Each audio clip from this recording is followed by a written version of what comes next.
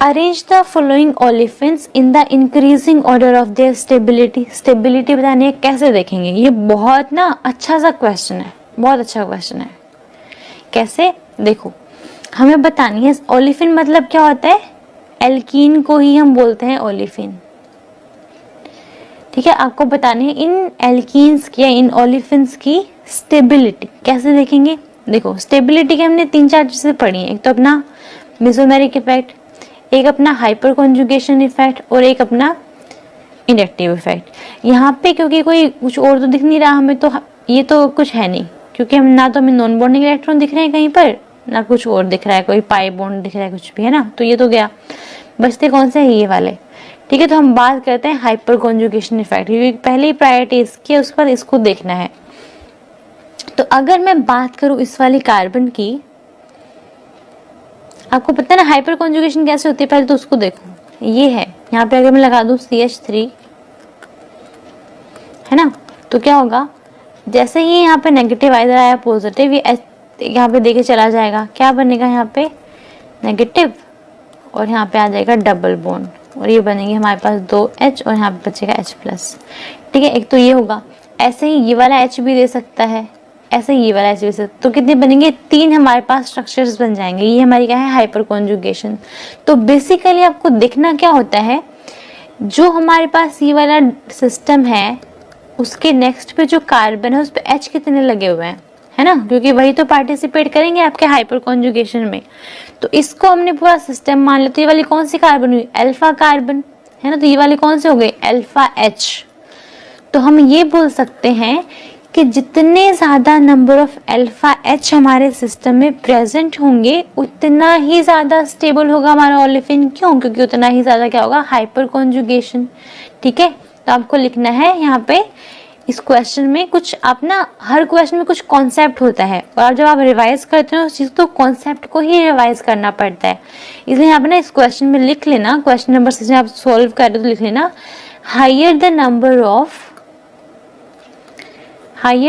Of alpha H, more will be the hyperconjugation. More will be the hyperconjugation. तो बस आपको क्या करना है इस क्वेश्चन में? बस अल्फा H काउंट कर लो। ओलिफिन के अराउंड कितने नंबर ऑफ अल्फा H हैं। यहाँ पर अगर हम बात करें तो क्या है? CH3 है ना, ये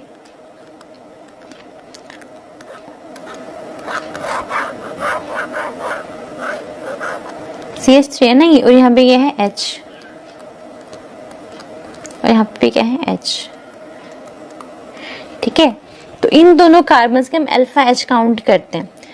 ये कार्बन कौन सी होगी? Alpha carbon. ये कार्बन में कौन सी है? Alpha carbon. ये भी कितनी है? Alpha carbon. तो 3, 4, 5, 6, 7, यहाँ पे कितने हैं? 7 अल्फा H। ठीक है, और ये वाला तो H है अपना, इसको ये तो काउंट करेगा नहीं ना, क्योंकि क्या होगा? देखो ऐसे जैसे मैंने नेगेटिव ब्रेक करा, इधर आएगा पॉजिटिव, तो ये वाला H दे देगा तो यहाँ पे, तो मतलब ये वाले पार्टिसिपेट कर सकते हैं, लेकिन ये वाला H पार्टिसिपेट नहीं करता। आपको क्या करना है? आपको अल्फा H देखना है। यहाँ पे कितने? 7 अल्फा H। इसमें देखते हैं अल्फा कार्बन कौन सी है। ये पूरा सिस्टम हो गया, इसके नेक्स्ट वाली अल्फा कार्बन है, ये वाली भी क्या है? Alpha carbon. यहाँ पे कितने H है? और ये CH3 है ना, और ये CH3 यहाँ पे, और ये H। तो अल्फा H कितने? ये वाली अल्फा कार्बन, इसके साथ H देखो कितने लगे हुए हैं, इसके साथ H देखो कितने लगे हुए हैं। तो सिर्फ 1 और 2, यहाँ पे कितने? 2 अल्फा H। ठीक है, 2 अल्फा H। इस वाले में देखते हैं, ये अपनी कार्बन हो गई, ये अपना सिस्टम हो गया। नेक्स्ट में ये है अल्फा कार्बन, ये भी अल्फा कार्बन। ये क्या है? CH3। ये भी क्या है? CH3। ये भी क्या है? Alpha carbon. ये भी क्या है? Alpha carbon. ठीक है, इतना। तो यहाँ पे देखो अल्फा अल्फा, तो कितने हो गए हमारे पास? 1, 2, 3, 4, 5, 6, 7, 8, 9, 10 10 अल्फा H। ठीक है, कितने हो गए? 10 अल्फा H। यहाँ पे देखो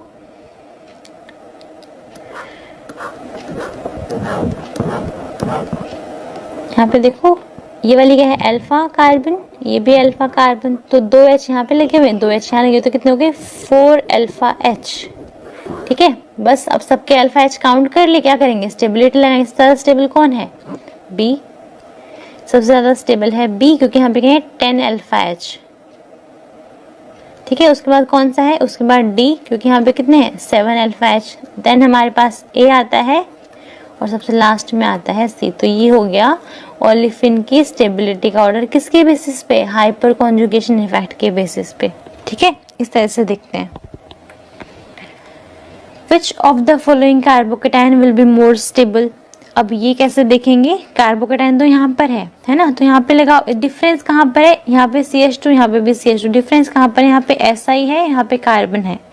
तो यहाँ पे बेसिकली आपका कार्बन कार्बन बॉन्ड है, और यहाँ पे क्या है, कार्बन और सिलिकॉन का बॉन्ड है, ठीक है। तो ज्यादा वीक बॉन्ड कौन सा है, हमने पहले देखा है एनर्जी क्या होती है, carbon carbon, carbon silicon, carbon germanium, इस तरह से होता है ना।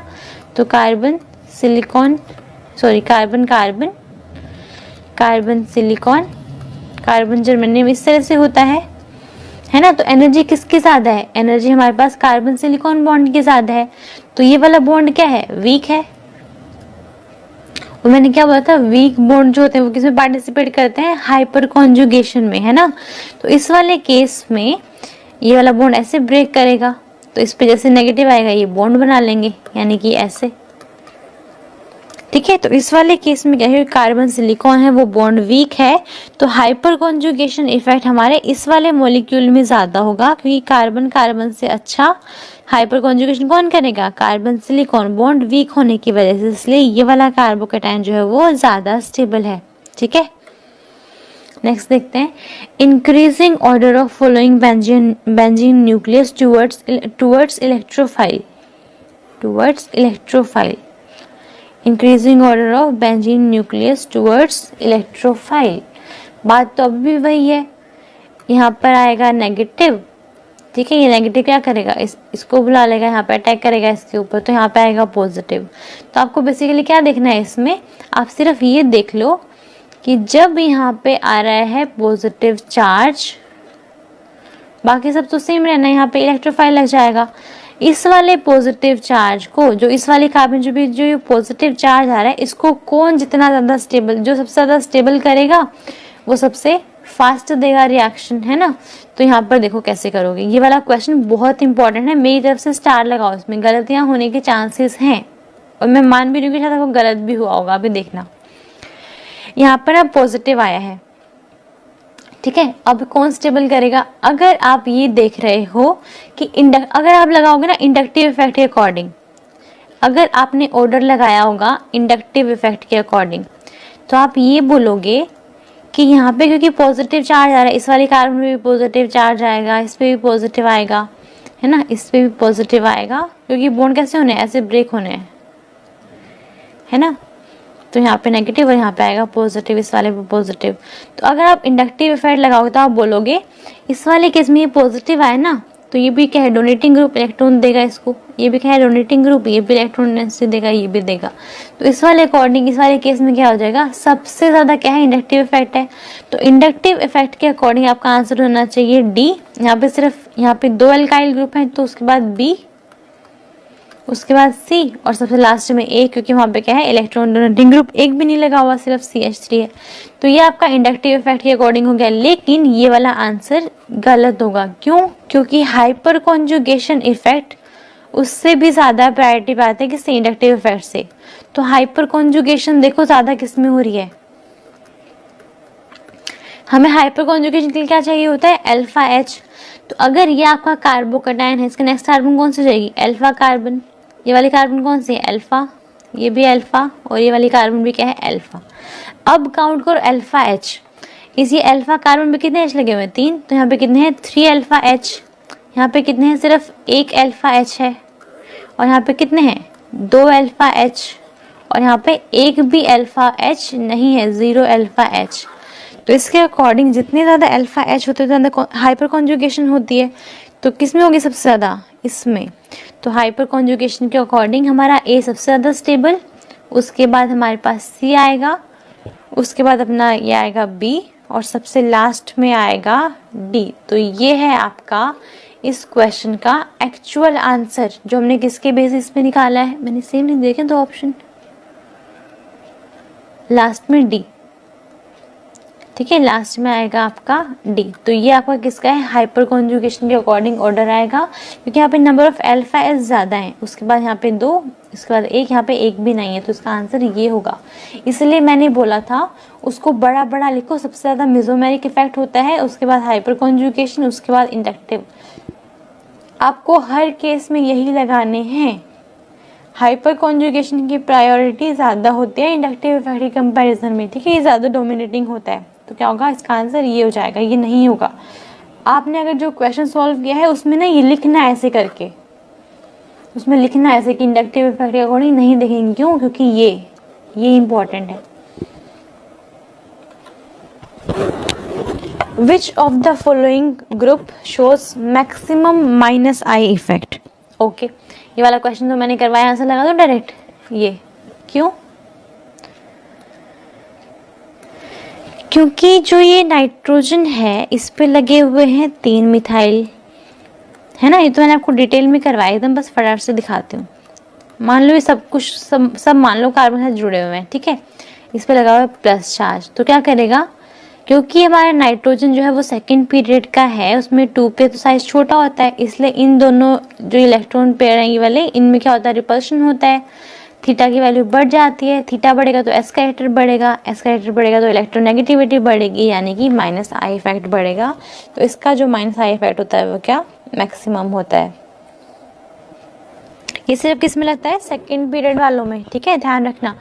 इन which of the following molecule the resonance effect is not present. Resonance effect मतलब क्या होता है, मेसोमेरिक इफेक्ट, है ना, बताया था ना मैंने कि रेजोनेंस इफेक्ट और मेसोमेरिक इफेक्ट सेम से ही होता है। तो देखते हैं किसमें होगा। यहाँ पे हमारे पास क्या है, लोन पेयर्स हैं, तो ये ऐसे गया, ये ऐसे गया, तो रेजोनेंस तो हो रही है यहाँ पे। इस वाले केस में क्या, ये ऐसे गया, इसके लोन पेयर्स जो है वो नेक्स्ट में चले गए, ये भी ठीक है। इसके पास भी क्या है, लोन पेयर्स हैं, तो ये भी दे देगा। इस वाले के पास क्या है, इसमें क्या है, लोन पेयर है ही नहीं, तो अगर लोन पेयर नहीं है तो कॉन्जुगेशन नहीं होगी, मतलब रेजोनेंस इफेक्ट शो नहीं करेगा। तो करेक्ट आंसर कौन सा हो जाएगा, ये क्या लिखा हुआ था, नोट, जो नहीं करेगा वो बताना था, ठीक है। नेक्स्ट क्वेश्चन देखते हैं। विच of the following order is not the correct order of minus I effect of the substituents. कैसे देखेंगे, देखो स्टार्ट करते हैं, यहाँ से शुरू करते हैं। ये क्या लगा हुआ है, R2, ठीक है, और ये लगा हुआ है OR2, इस पे लगा हुआ प्लस का साइन, ठीक है। तो आप क्या करोगे, सबसे पहली बात तो ये कि एक तो ना नाइट्रोजन और ऑक्सीजन है, ठीक है, कंपेयर करो इन दोनों को। ऑक्सीजन जो होता है वो ज़्यादा इलेक्ट्रोनेगेटिव होता है, सबसे पहली बात तो। ऊपर से इसके ऊपर प्लस साइन भी लग गया, ये प्लस का साइन है, ठीक है, थोड़ा एम्बुलेंस वाला लग रहा है प्लस, बट कोई बात नहीं, ये प्लस ही है, कार्बोकेटाइन है, ठीक है। तो यहाँ पे देखो, आपको पता है एक तो नाइट्रोजन एक तो ऑक्सीजन वैसे ही ज़्यादा इलेक्ट्रोनेगेटिव था नाइट्रोजन से, और ऊपर से प्लस चार्ज भी लग गया, तो इलेक्ट्रोनेगेटिविटी और ज़्यादा बढ़ गई। तो ये क्या है, ऐसे ही होगा, तो ये करेक्ट है ऑर्डर, ठीक है। हमसे पूछा नोट द करेक्ट, तो हम पहले करेक्ट देख लेते हैं। इसमें देखो इन दोनों को कंपेयर करोगे तो ऑक्सीजन जो है वो ज़्यादा इलेक्ट्रोनेगेटिव है सल्फर से, तो माइनस आई भी ज़्यादा ही होगा उसका, है ना। ऊपर से ऑक्सीजन में प्लस चार्ज लगा दिया तो सबसे ज़्यादा होगा, ठीक है। तो ये वाला ऑर्डर भी सही है। यहाँ देखते हैं नाइट्रोजन, ऑक्सीजन, फ्लोरीन, ज़्यादा इलेक्ट्रोनेगेटिव कौन है, फ्लोरीन, फिर ऑक्सीजन, फिर ये, तो ये वाला ऑर्डर भी क्या है, सही है। यहाँ देखो फ्लोरीन, ब्रोमीन, Cl, आयोडीन, तो बेसिकली फ्लोरीन सबसे ज़्यादा इलेक्ट्रोनेगेटिव है ना, उसके बाद कौन है, Cl, उसके बाद कौन है, Br, उसके बाद आयोडीन। तो यहाँ पे इन दोनों को गलत लिखा हुआ है, तो ये वाला हमारा क्या हो जाएगा, करेक्ट आंसर। ये क्या है आपका करेक्ट आंसर, क्यों, क्योंकि नोट पूछा हुआ है, तो ये वाला ऑर्डर क्या है, गलत है, ठीक है। तो यही हो जाएगा इस क्वेश्चन का आंसर। नेक्स्ट क्वेश्चन देखते हैं। Arrange the following electrophiles in the decreasing order of there electrophilicity. Electrophilicity मतलब क्या, रिएक्शन जो है टूवर्ड्स इलेक्ट्रोफाइल, कौन कितना जल्दी रिएक्ट करेगा, तो वो हम कैसे देखेंगे, ध्यान से देखना आप ना। ये देखो इलेक्ट्रोफिलिसिटी है, ये मतलब ये इलेक्ट्रोफिलिसिटी मतलब tendency to love electrons is called electrophilicity, ठीक है। मतलब इलेक्ट्रॉन्स के लिए सबसे ज्यादा प्यार किसके पास है, वो हम कैसे देखेंगे। देखो यहाँ पर क्या है, नाइट्रो ग्रुप लगा हुआ है और वो क्या लगा हुआ, ऑर्थो पोजीशन पे लगा है ना, ऑर्थो पोजीशन पे लगा है। तो क्या करेगा ये हमारे पास, क्या करेगा यहाँ पे, अगर इसको आप ऐसे ब्रेक करोगे तो जो पॉजिटिव चार्ज यहाँ पर आएगा उसको ये और ज्यादा अपनी तरफ खींचेगा, किससे, -m से भी लगाएगा और -I भी लगाएगा। ठीक है, ऐसे ही जो नाइट्रो ये वाला क्या, इसकी ये कहेगा कि मेटा पोजीशन पे लगा हुआ है, जैसे आपने देखा होगा, मैंने एग्जांपल करवाया था ना आपको, OMe वाला जो मेटा पोजीशन पे लगा हुआ था वो क्या करेगा, कॉन्जुगेशन में पार्टिसिपेट ही नहीं करेगा क्योंकि प्लस चार्ज यहाँ पे आएगा ही नहीं। तो मेटा वाली पोजीशन में क्या करते हैं, सिर्फ -I इफेक्ट शो करते हैं मेटा वाले, क्यों, क्योंकि वो कॉन्जुगेशन में आ ही नहीं पाते हैं, तो सिर्फ -I दिखा सकते हैं। ठीक है, उसका आता है अपना OMe, क्या करेगा +M और क्या दिखाएगा साथ में -I। ठीक है, तो सबसे ज्यादा इलेक्ट्रॉन डेंसिटी कौन विड्रॉ कर रहा है, सबसे ज्यादा इलेक्ट्रॉन डेंसिटी कौन विड्रॉ करेगा वो आपको देखना है। ठीक है, तो क्योंकि नाइट्रो ग्रुप जो है वो -M भी लगाएगा -I भी लगाएगा। ठीक है, तो ये सबसे ज्यादा इलेक्ट्रॉन विड्रॉ करेगा, तो ये क्या होगा, इसको तो ज्यादा इलेक्ट्रॉन की जरूरत पड़ेगी ना इस वाले सिस्टम को, इसलिए जो थर्ड वाला है वो सबसे ज्यादा रिएक्टिव होगा। उसके बाद कौन सा, ये सिर्फ -I लगा रहा है और ये +M लगा रहा है, यानी इलेक्ट्रॉन दे रहा है। अगर इलेक्ट्रॉन दे रहा है तो फिर तो गड़बड़ है, क्योंकि हमें इलेक्ट्रॉन के पास भेजना है सिस्टम को। इलेक्ट्रॉन के पास जाएगा कौन सा, जिसके पास इलेक्ट्रॉन की कमी होगी, तो उससे ज्यादा कमी इसके पास होगी, -M और -I लग रहा है, इसमें सिर्फ -I लग रहा है, तो पहले 3 फिर 1 और फिर 2। ठीक है, इस तरह से देखते हैं। नेक्स्ट क्वेश्चन देखते हैं, the correct order of dipole moments of the following compound. Dipole moment जो होता है वो किसके इक्वल होता है, वो डिस्टेंस इनटू चार्ज या आपकी पोलैरिटी, उसके अकॉर्डिंग उस पर डिपेंड करेगा। ठीक है, तो यहाँ पर देखो ये सिस्टम ऐसे है, ऐसे है।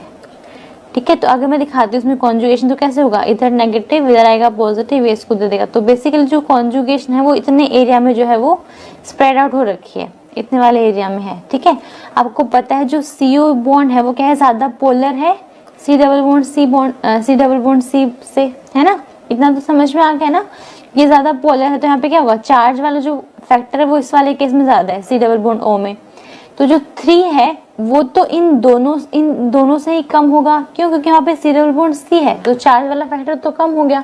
यहाँ पे क्या है, C डबल बॉन्ड O क्या है, पोलर बॉन्ड है, तो इसमें चार्ज ज्यादा हो गया, पोलैरिटी डिफरेंस, है ना। तो यहाँ पे 3 जो है वो तो सबसे कम है, देखो किसमें 3 सबसे कम, एक इसमें है और एक इसमें है। इन दोनों में कैसे देखेंगे, चार्ज वाला फैक्टर तो सेम है, दोनों में कार्बोनिल है। बात आती है डिस्टेंस की, डिस्टेंस यानी कि कॉन्जुगेशन कितने में स्प्रेड आउट हो रखी है। तो यहाँ पे क्या है, इतने वाले सिस्टम में, जबकि यहाँ पे कॉन्जुगेशन नहीं है, सिर्फ इतने ही पार्ट में रहती है। तो यहाँ पे D की वैल्यू क्या है, कम है इस वाले से।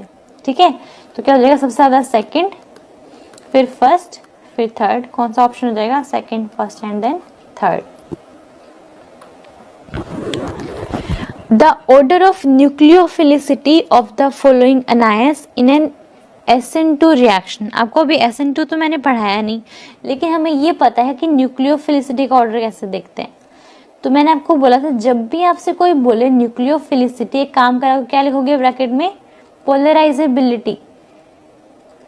न्यूक्लियोफिलिसिटी मतलब पोलराइजेबिलिटी।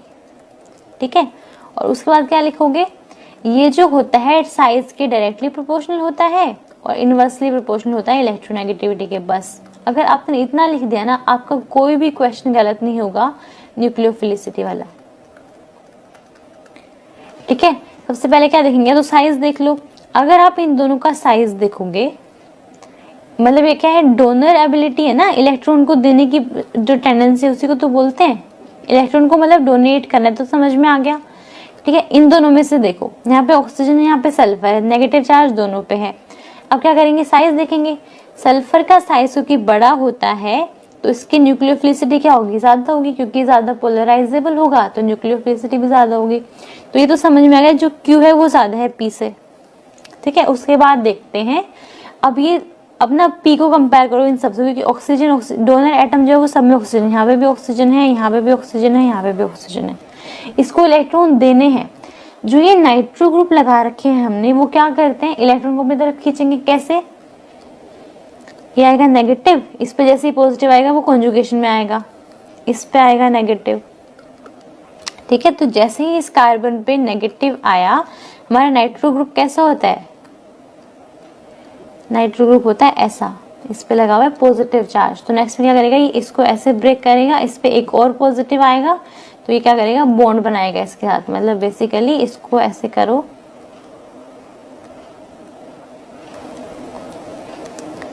इस पे आ जाएगा नेगेटिव और इस पे ऐसे आके पॉजिटिव चार्ज हो जाएगा, यानी कि इलेक्ट्रॉन विड्रॉ कर रहा है। कैसे, -m भी शो करेगा और -I तो करेगा, क्योंकि कार्बन और नाइट्रोजन में नाइट्रोजन ज्यादा इलेक्ट्रोनेगेटिव, इसलिए -I शो करेगा। तो यहाँ पे -m भी है और -I भी है, सिर्फ एक ग्रुप लगा हुआ है। इस वाले केस में ये वाला नाइट्रो क्या करेगा, पैरा पोजिशन पे और जो ऑर्थो पोजिशन पे होते हैं वो -m लगा सकते हैं ना। यहाँ पे ये -m लगाएगा, -I लगाएगा। ये वाला ग्रुप क्या करेगा, -m भी लगाएगा, -I भी लगाएगा। तो ये तो इसके इलेक्ट्रॉन नेस्ट को छोड़ेगा ही नहीं ये वाला सिस्टम। तो क्यों, क्योंकि दो नाइट्रो ग्रुप लगे हुए हैं। ठीक है, पूरी इलेक्ट्रॉन नेस्ट खत्म कर देंगे इसकी। पहले ये ले जाएगा अपने अंदर, उसके बाद ये ले जाएगा। ठीक है, तो ये तो इसके पास तो इलेक्ट्रॉन नेस्ट बहुत कम होगी, तो ये कहाँ से इलेक्ट्रॉन देगा, क्योंकि देना ही ना इसको सबसे ज्यादा। तो उसके बाद क्या करेंगे, R जो है वो S से ज्यादा है और जो P है वो तो सबसे ज्यादा, क्योंकि यहाँ पे क्या है, कोई ग्रुप लगा ही नहीं हुआ है, लेकिन यहाँ पे क्या है, तो इलेक्ट्रॉन लेने वाले ग्रुप लगे हुए। तो Q P R and S, कौन सा है, Q P R and S, ये ऑप्शन बी जो है वो करेक्ट हो जाएगा। एक ही लास्ट क्वेश्चन देखते हैं। The order of the ease of the following leaving groups, इन सब में से सबसे अच्छा लिविंग ग्रुप कौन सा है। कैसे देखेंगे, देखो लिविंग ग्रुप वो अच्छा होता है जो स्टेबल हो, जो स्टेबल हो। और स्टेबिलिटी कैसे देते हैं, कॉन्जुगेशन किस में ज्यादा है। तो इन सबको ना ड्रॉ करो पहले, कैसे कैसे दिखते हैं एक्चुअल में। तो आप ये देखोगे कि जो यहाँ पे जो ऑक्सीजन के ऊपर माइनस चार्ज है वो कॉन्जुगेशन में जा रहा है, यानी स्टेबल तो है। ठीक है, इसमें देखो ये तो क्या है, सिंपल CH3O माइनस, तो यहाँ पे तो कोई कॉन्जुगेशन नहीं है। यहाँ देखो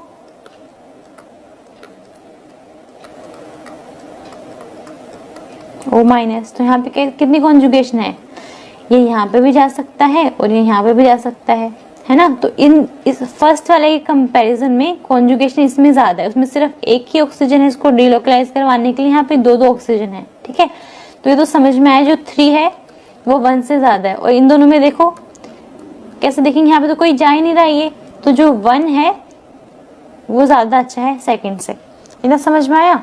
अब देखो यहाँ पे ये क्या लगाया हमने, CF3 ये O माइनस। तो देखो इतने वाला पार्ट जो है वो तो दोनों में कॉमन है। डिफरेंस कहाँ पे, CH3 और CF3 में। F क्या होता है, इलेक्ट्रोनेगेटिव होता है ना। तो क्या करेगा, ये यहाँ लगाओ F ऐसे करके, इलेक्ट्रोनेगेटिव है तो इलेक्ट्रॉन को अपनी तरफ विड्रॉ करेगा। ये इस कार्बन को विड्रॉ करेगा, ये कार्बन इनडायरेक्टली क्या करेगी, फिर इसके करेगी और ये इसके करेगा। यानी कि ये क्या कर रहा है, स्टेबिलिटी प्रोवाइड कर रहा है ना, -I इफेक्ट लगा के, है ना। तो सबसे ज्यादा स्टेबल कौन सा हो गया, सबसे ज्यादा स्टेबल हो गया 4, उसके बाद 3, उसके बाद 1, उसके बाद 2। देख लो कौन सा ऑप्शन है, 4 3 1 2, ऑप्शन ए। ठीक है, तो बस यही था आपका। नहीं अच्छा, एक और रह गया, एक क्वेश्चन और रह गया। विच of the following double bond in the given molecule is most reactive towards a protic acid. Protic acid मतलब ऐसे वाली एसिड जो प्रोटॉन दे दे, प्रोटॉन कंटेनिंग, जैसे कि HCl मान लो, जैसे कि HCl हमने मान लिया। ठीक है, तो अभी क्या है हमारे पास, H+ है। इन सारी एल्कीन में से सबसे ज्यादा रिएक्टिव कौन सी होगी टुवर्ड्स अ प्रोटॉन। कैसे देखेंगे, देखो दे तो सारी सकती हैं, हम सिर्फ ये देखेंगे देने के बाद कौन सी सबसे ज्यादा स्टेबल हो रही है। देखो अगर मैं A से दिलवा दूं, यहाँ पर अगर मैं इस बॉन्ड को ऐसे ब्रेक कर दूं, यहाँ पे आएगा नेगेटिव, यहाँ पे आएगा पॉजिटिव। ठीक है, इसको ब्रेक करते हैं,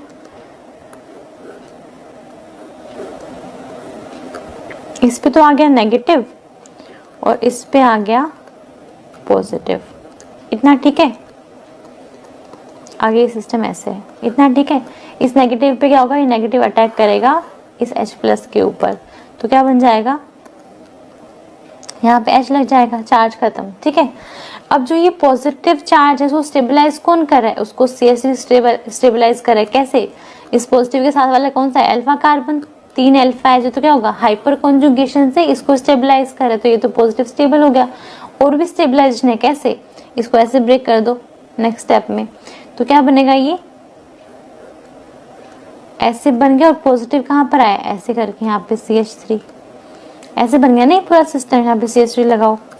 अब क्या है, जो ये वाला पॉजिटिव आया, एक बार फिर से इसको कौन करेगा, ये पॉजिटिव साथ में क्या है, अल्फा कार्बन, तो 3 अल्फा H होगी, तो ये फिर से क्या लगाएगा, इस पे हाइपर कॉन्जुगेशन से स्टेबल होगा। तो जब आपका A जो रिएक्ट कर रहा है उस वाले केस में जितना भी चार्ज हमें पॉजिटिव आया उसको इसने स्टेबलाइज कर दिया, नेक्स्ट में हमने इसको ऐसे ब्रेक करवाया, पॉजिटिव आया इसको इसने स्टेबलाइज कर लिया, इसलिए जो A है वो सबसे ज्यादा रिएक्टिव है। ठीक है, अब ना हम बाकी कंसीडर करते हैं कि मैं आपने तो डायरेक्टली A लगा दिया, अगर हम B से इससे शुरू करें, हम मान लें कि B ज्यादा रिएक्टिव है, तो ठीक है मान लेते हैं, कोई इशू नहीं है, मान लेते हैं इसको हमने ऐसे ब्रेक करवाया। कैसे ब्रेक करवाएं, सबसे पहली बात अगर सिर्फ इसको देखोगे तो कैसे ब्रेक करवाओगे, आपको ऐसे ही ब्रेक करवाना पड़ेगा, नेगेटिव इस पे आएगा पॉजिटिव। ऐसा क्यों, क्योंकि यहाँ पे आएगा नेगेटिव, इस पे आएगा पॉजिटिव, पॉजिटिव के साथ में क्या है, हमारा CH3 लगा हुआ है। ठीक है, वही तो उसको स्टेबलाइज करेगा अल्फा H देके हाइपर कॉन्जुगेशन से, तो यहाँ पे तो लग जाएगा H, यहाँ पे तो लग गया H, और इस प्लस को कौन स्टेबलाइज करेगा, सिर्फ CH3। उसके बाद ये प्लस कहीं जा ही नहीं पाएगा, है ना, उस बाद कहीं जा ही नहीं पाएगा क्योंकि क्या पे सिंगल बॉन्ड है। इस वाले केस में कहीं नहीं जा पाया, सिर्फ एक ही जगह पे रह गया और इसकी वजह से स्टेबलाइजेशन आ रहा है। ठीक है, उस पर अगर देखोगे ऐसे ही करके इधर लगाओ नेगेटिव, इधर आएगा पॉजिटिव, कहीं जा ही नहीं पाएगा, इसमें भी क्या है नेगेटिव पॉजिटिव कहीं नहीं जा पाएंगे। बट जो A वाला है उसके केस में आपको ऐसे ब्रेक करवाना पड़ेगा, यहाँ पे नेगेटिव यहाँ पे पॉजिटिव, तो पहले हाइपर कॉन्जुगेशन इससे आएगा, फिर इससे हमारे पास मेसोमेरिक इफेक्ट आएगा, फिर यहाँ प्लस वापस से आएगा, इसलिए जो A है वो सबसे ज्यादा रिएक्टिव है। और ये था आपके असाइनमेंट का लास्ट क्वेश्चन। आई होप काफी कुछ सीख लिया होगा इस वाले असाइनमेंट में। अब हमारे पास ना जीओसी में एक दो टॉपिक और बचे हुए हैं। कौन से, एक तो आपको एसिडिटी निकालना सिखाना है और उसके बाद आपको बेसिसिटी निकालना सिखाना है। बस इतना ही हम सीखेंगे, असाइनमेंट आपको मिलेगा तो 1 या 2 दिन में और आपका ये वाला जो जीओसी का चैप्टर है वो खत्म हो जाएगा। फिर हम चलेंगे अपना एरोमेटिसिटी पे और उसके बाद स्टीरियोकेमिस्ट्री पे।